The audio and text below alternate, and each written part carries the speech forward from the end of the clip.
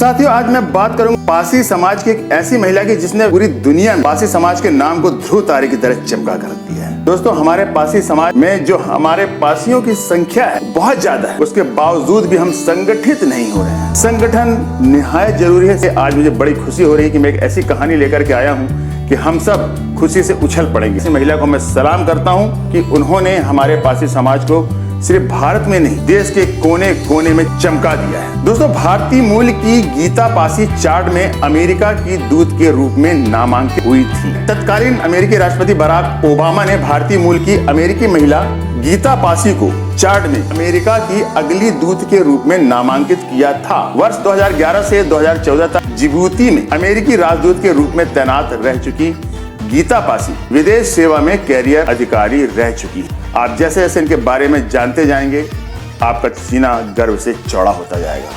वे विदेश मंत्रालय में मानव संसाधन ब्यूरो के office of career development and assignment की निदेशक भी रह चुकी। वर्ष 2011 से 2014 तक जिबूती में अमेरिकी राजदूत के रूप में तैनात रह चुकी थी। गीता पासी विदेश सेवा में कैरियर अधिकारी है। गीता पासी ने न्यूयॉर्क से पढ़ाई की है। उन्होंने ड्यूक यूनिवर्सिटी से बीए किया और न्यूयॉर्क यूनिवर्सिटी से फ्रेंच स्टडी में एमए किया। देखिए, शिक्षा कितनी जरूरी है, आप इसे गंभीरता से लीजिए। मुख्य अफ्रीकी देश चार्ट में अमेरिका की अगली दूत के रूप में गीता पासी के नामांकन की घोषणा के साथ साथ कई अन्य नियुक्तियों की घोषणा भी की गई थी। साथियों, तत्कालीन राष्ट्रपति बराक ओबामा ने व्हाइट हाउस से जारी एक बयान में कहा, यह भी बड़े गर्व की बात है कि मुझे यह घोषणा करते हुए खुशी हो रही कि इन अनुभवी और प्रतिबद्ध लोगों ने हमारे देश की सेवा करने का फैसला किया है।